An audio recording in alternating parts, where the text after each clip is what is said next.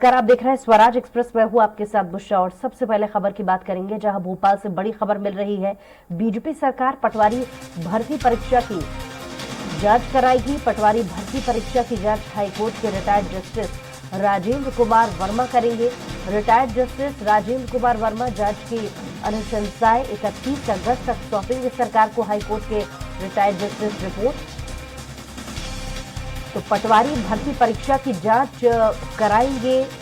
Retired justice. जांच की अनुशंसाएं 31 अगस्त तक सरकार को सौंपी जाएगी। तो बड़ी खबर इस वक्त आपको बता रहे हैं, हाईकोर्ट के रिटायर्ड जस्टिस राजेंद्र कुमार वर्मा जांच करेंगे। दरअसल पटवारी भर्ती परीक्षा की जांच रिटायर्ड जस्टिस कर रहे हैं और इसी पर ज्यादा जानकारी के साथ स्वराज संवाददाता अतुल हमारे साथ जुड़ गए हैं। अतुल, क्योंकि विपक्ष भी लगातार इस मामले को उठाता रहा है, इसको देखते हुए सरकार जांच कराने जा रही है पटवारी भर्ती परीक्षा को लेकर, क्या कुछ अपडेट इससे जुड़े आपके पास? देखिए दूसरा, जिस तरीके से देख रहे हैं हम बीते कई दिनों से मध्य प्रदेश के अंदर पटवारी भर्ती परीक्षा के ऊपर कई तरीके के सवाल उठ रहे हैं और इस सवाल से कहीं ना कहीं प्रदेश सरकार की जम के किरकिरी भी हो रही है और प्रदेश सरकार बैकफुट पे नजर भी आ रही थी। आरोप सीधा था कि पटवारी जो भर्ती परीक्षा हुई है उसके अंदर धांधली हुई है और धांधली के तहत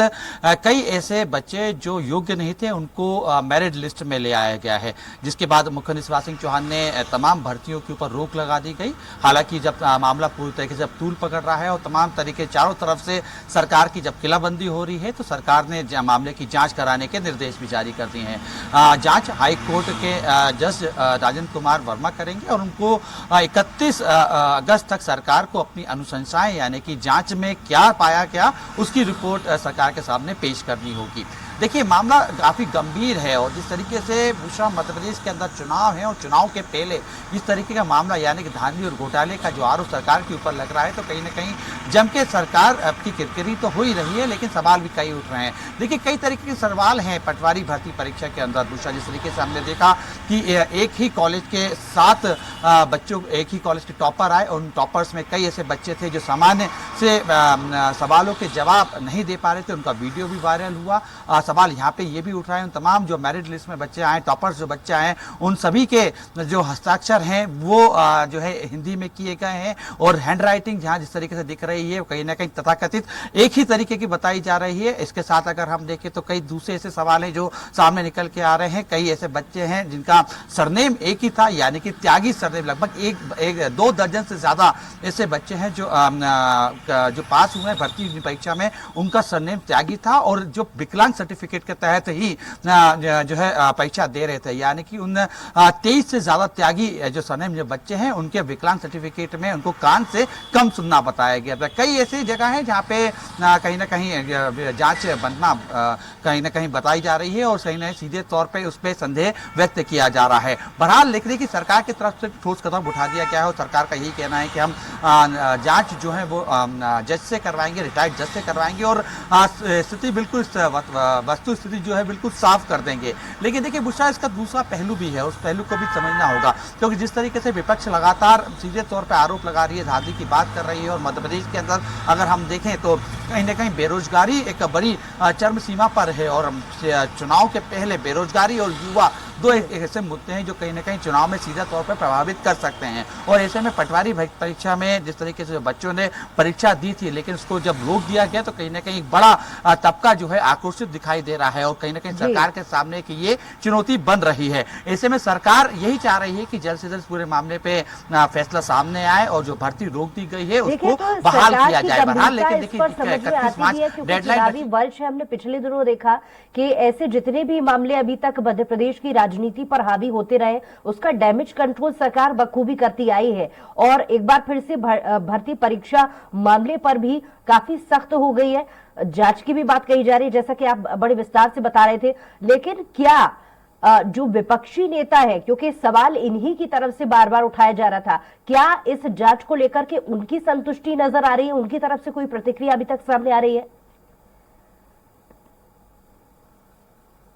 देखिए, जिस तरीके से जांच की बात तो सरकार ने करती है, लेकिन विपक्ष यही कह रहा है कि जो जांच है उच्च स्तरीय कमेटी से करानी चाहिए थी। बहरहाल, लेकिन देखिए जिस तरीके से हम देख रहे हैं कि विपक्ष इस पूरे मामले को दूसरा मुद्दा बना चुका है और कहीं ना कहीं पिछले 2 दशक की अगर देखें तो मध्य प्रदेश एक ऐसे कई घोटालों से कलंकित भी हुआ है, जिसके अंदर हमने देखा था व्यापम घोटाले की अगर हम बात करें, कांस्टेबल घोटाले की हम बात करें, वर्ग 3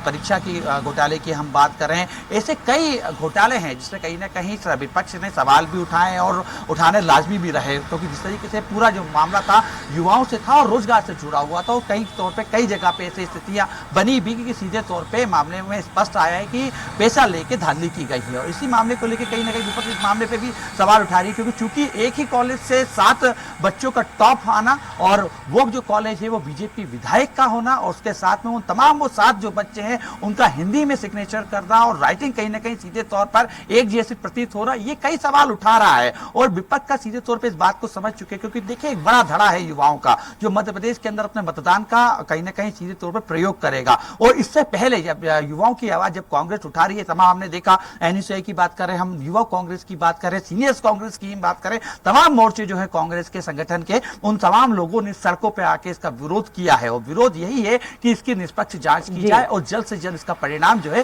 सामने आए और दोषियों को कड़ी से कड़ी सजा दी जाए। हालांकि देखिए दोषी कौन है, इसके पीछे धांधली क्या हुई है, धांधली हुई भी है या ये सिर्फ एक संदेह है, ये तमाम जो चीजें ये जांच का विषय की तरफ जा रहा है आगे। लेकिन जब जांच आएगी उसके बाद का निर्णय होगा। लेकिन कहीं ना कहीं इस बात को ये कह सकते हैं हम बुशरा कि अभी तो कम से कम मध्य प्रदेश के अंदर इसको लेके काफी बवाल मचा हुआ है और तमाम विपक्षी दल इस तमाम इसको लेके एकजुट होते हुए दिखाई दे रहे हैं। हम कांग्रेस की बात करें, हम आप पार्टी की बात करें, समाजवादी पार्टी की बात करें, बहुजन समाज पार्टी की बात करें, तमाम वो दल जो कहीं ना कहीं मध्य प्रदेश के अंदर चुनाव में अपनी ताल ठोकेगी वो इसको मुद्दा बनाती हुई नजर आ रही है। अब सब कुछ पूरा गेंद है वो कहीं ना कहीं रिटायर्ड जज राजेंद्र कुमार वर्मा के पाले में। शुक्रिया तमाम जानकारी के लिए।